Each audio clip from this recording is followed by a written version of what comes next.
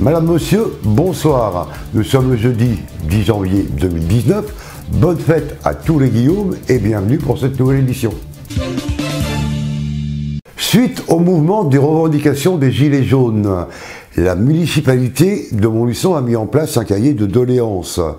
Vous êtes tous invités à venir poser vos doléances, soit dans le hall de la cité administrative, soit dans le hall de la mairie, et cela jusqu'au 28 février. Ce soir, à partir de 19h45, au Café Le Moderne à Montluçon, vous êtes tous invités à la remise des prix des gagnants des vitrines de Noël. C'était une animation organisée par Montluçon, cœur de ville. Organisée par la ville de Montluçon, la 11e corrida de Montluçon a tenu toutes ses promesses. Ce dimanche 30 décembre, cet événement a battu tous les records avec plus de 830 participants.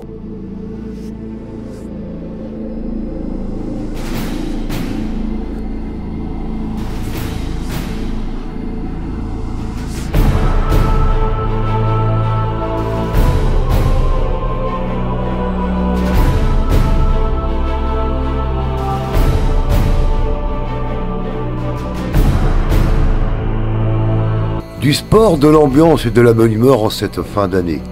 Organisée par la ville de Montluçon, la 11e corrida de Montluçon a tenu toutes ses promesses. L'événement a battu tous les records avec plus de 830 participants.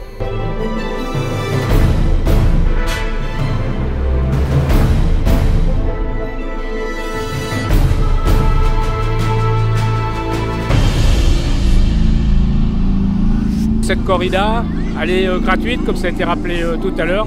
C'est l'occasion de passer un bon moment ensemble, se rassembler par les temps qui courent, tous ensemble, différents. Voilà. C'est très dur de classer les déguisements, hein, parce qu'ils sont tous magnifiques, il faut en retenir que 3. C'est très dur pour le jury. Voilà. C'est la 11e corrida. Je pense qu'on va avoir un bon score au niveau des participants ce soir. Du plus petit parcours prisé par les enfants aux 5600 mètres déguisés ou non, chacun a pris du plaisir pour cette course de fin d'année. Montluçon, et c'est parti devant avec entre autres Manu Guillotot, Michael Chaumont, j'ai pas aperçu mais il va être aux avant-postes également, les 700 premiers mètres de la première boucle.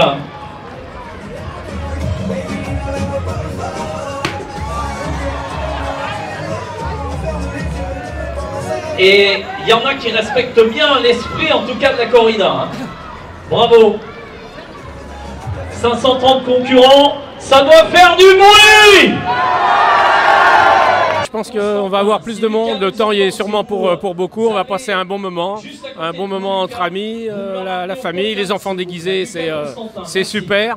Et puis ce soir à 6h, il y a ceux qui s'amusent aussi, chacun avec leur objectif, mais il y a aussi ceux qui viennent pour faire des perfs, et on regarde toujours comment se situent nos locaux. Ah oui, il a lieu à Montluçon, à partir de 2 ans jusqu'à, je ne sais pas à quel âge aura le doyen de la course ce soir, mais probablement plus de 70 ans. Une horde de participants à travers la vieille ville de Montluçon, sans oublier les escaliers du château des Bourbons. 198 pour la tête de course, 407 en tête de la course, avec le passage de Michael Chaumont, 407. Un événement à la fois convivial, festif et sportif.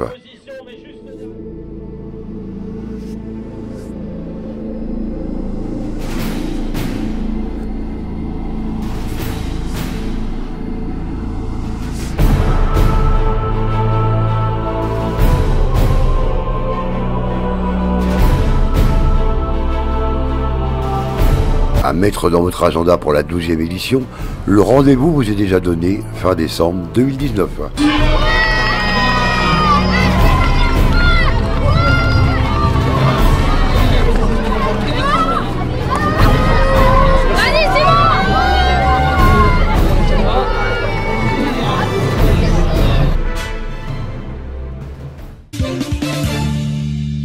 Au printemps, le château de Saint-Jean va rouvrir ses portes après de grandes rénovations.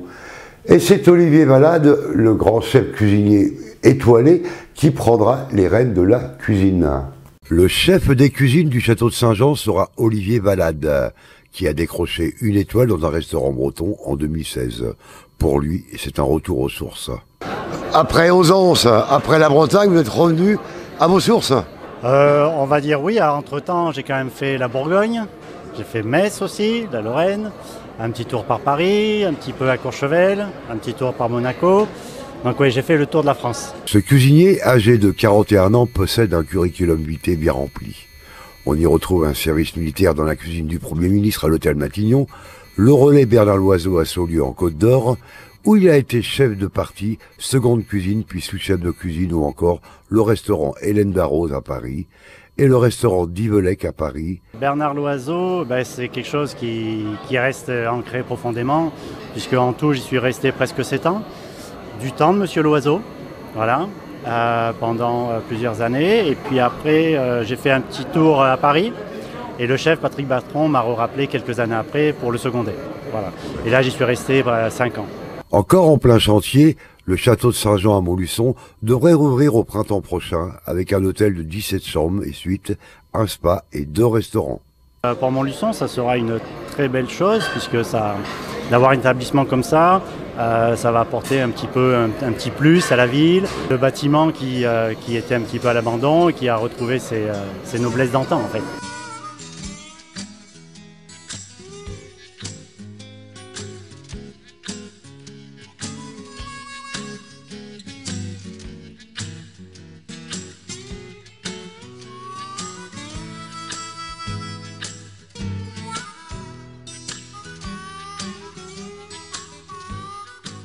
Le souhait de Monsieur de Lyon, c'est déjà, il y a 2 pôles de restauration. Il va y avoir le côté bistrot, donc le bistrot Saint-Jean, et la chapelle Saint-Jean, où on aura 2 cuisines différentes.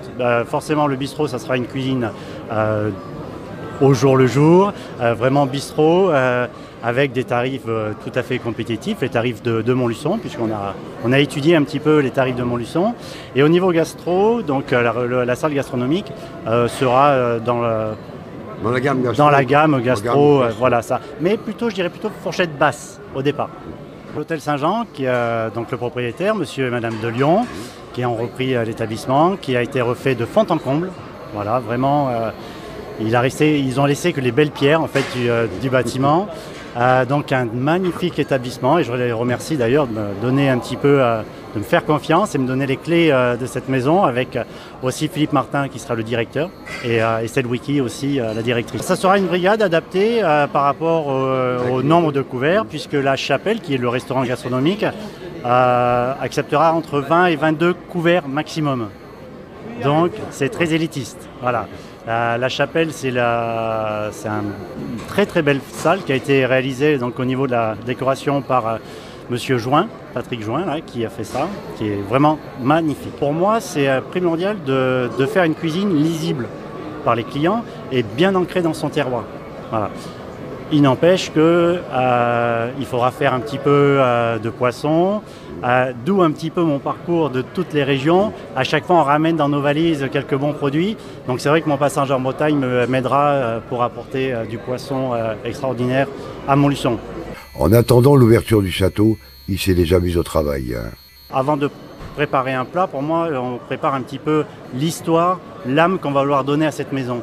Et pour ça, c'est le temps que j'ai, là, jusqu'à l'ouverture, pour rencontrer des producteurs, parce que je ne connais pas encore tous les producteurs de la région. Et d'ailleurs, j'appelle à tous les producteurs qui veulent travailler avec nous à se faire connaître, parce qu'il y a plein de produits sûrement que je ne connais pas. Et c'est par rapport à toutes ces découvertes, tous ces produits que je vais pouvoir rencontrer, découvrir avec une histoire, parce qu'un produit a une histoire. Et c'est cette histoire qu'il va falloir que je m'imprègne pour faire les plats. Voilà. On part de la base, un produit, un lieu et une recette.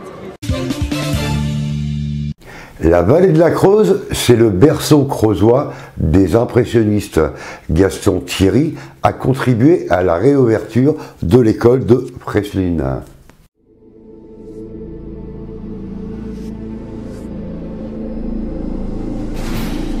Ultime élève de Léon Détroit de l'école de Crozant, il a choisi de vivre et de peindre à Freslin. Il représente aujourd'hui la tradition du paysagisme de la vallée de la Creuse, Gaston Thierry. Il ouvre avec optimisme le renouveau de la peinture plaisiriste et a contribué à faire revivre l'école de peinture de Crozant en Creuse à partir de 1940.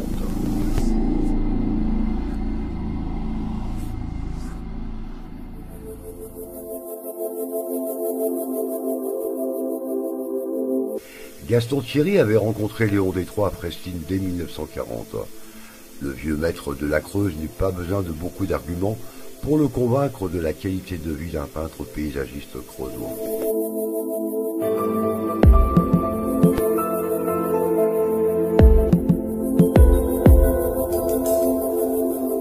On dit que c'est le continuateur de l'école de Crozant. Il avait fait cette galerie et il avait installé tout ça dans les années 60 et on l'a conservé, bien sûr, dans l'état, y compris l'atelier, y compris le haut, y compris tout. Grâce à un travail acharné porté par la certitude que le paysagisme creusois ne saurait mourir, les vues de Prestine de Gaston Thierry exposées à Paris pour la première fois en 1962 obtiennent un franc succès. Cette réussite, en stoppant la longue traversée du désert consécutive au déclin de l'école de Crozant, a heureusement contribué au regain de la peinture de plein air. Moi je me suis élevé ici pendant toutes mes vacances, bien que n'étant pas natif de Freslin, mais ma mère était de Freslin, et donc on passait toute notre enfance des vacances à Freslin. D'ailleurs c'est lui qui m'a donné le goût de la peinture, puisque je peins en amateur, mais j'ai peint toute ma vie aussi. Et quand il est décédé, j'ai vraiment regretté qu'on ne lui ait pas rendu plus d'hommage par rapport à son travail, par rapport à ce qu'il a été en tant qu'homme et en tant que peintre. Marc Pigronier, son ami de toujours, a mis 3 ans pour façonner un ouvrage largement illustré de 335 pages sur Gaston Thierry. Un travail colossal qui n'a pas été de tout repos. Donc je me suis dit, avec l'accord de la famille évidemment, je me suis dit, moi je vais faire un bouquin.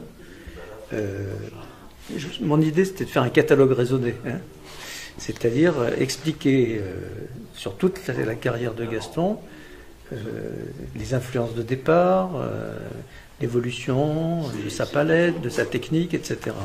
Voilà ce que j'ai fait, et ce bouquin il est riche de 500 photos, reproductions, ce qui était un challenge de retrouver toutes les époques surtout, hein. Une sorte d'hommage et puis d'hommage amical aussi. Hein. Le plus dur c'était de récupérer toutes les œuvres, il y en a plus de 4000. Certaines de ces premières étaient dispersées un peu partout. Le plus long c'est d'abord faire des choix, et puis après, parce que la carrière de Gaston je la connaissais évidemment, mais quand j'ai voulu l'illustrer, après c'est la pêche aux photos de ses œuvres. Il a fallu rechercher un peu partout, parce qu'elles sont, évidemment, il y en a un peu partout. 4000 toiles dans sa vie, hein, c'est énorme. Plusieurs centaines au Japon, aux États-Unis, un peu partout, puis dans les collections publiques aussi. Hein. Marc Pigronier s'est lié avec la famille de Gaston Thierry. J'étais un peu comme l'enfant adoptif. Hein. Pour écrire son livre, il s'est appuyé sur Gisèle Thierry, la fille du peintre, et de son mari, Robert Brun, qui lui ont ouvert les portes de l'atelier de Gaston Prestine. Je ne savais pas qu'il était croyant, surtout à la fin de sa vie. Et quand il jette un regard sur son livre, Marc est satisfait d'avoir réussi à répondre à ses propres attentes pour rendre hommage au peintre.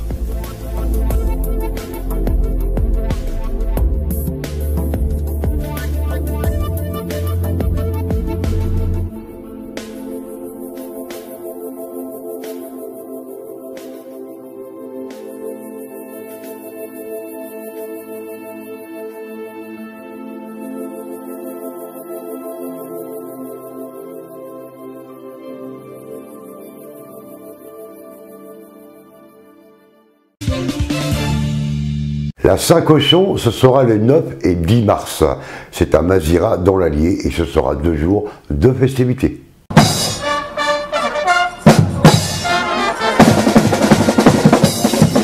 À la Saint-Cochon, eh ben, on a fait ça parce qu'on a créé il y a 15 ans une banda à Maziras, qui est plutôt du sud-ouest, mais bon, on a créé cette musique et puis on a grandi.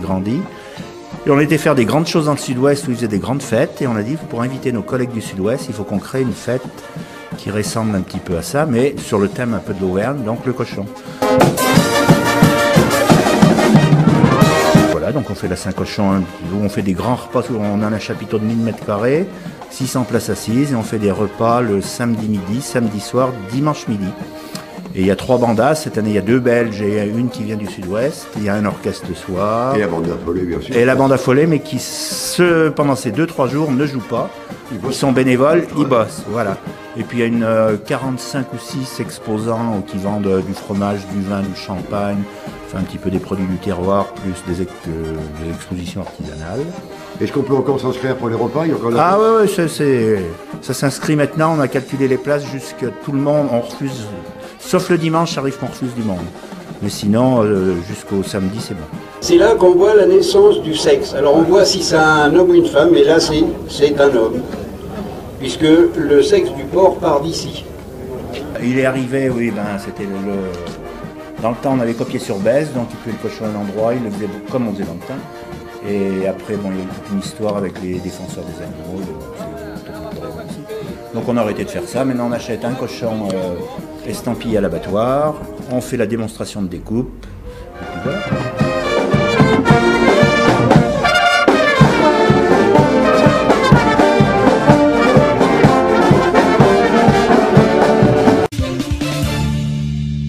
Un rendez-vous ce week-end, donc ce sera le salon du bien-être au centre Athanor de Montluçon. Ce sera à la télé, donc sur France 2, envoyé spécial, et sur Gulli, la série Clem. Bonne soirée à tous, bon week-end et portez-vous bien.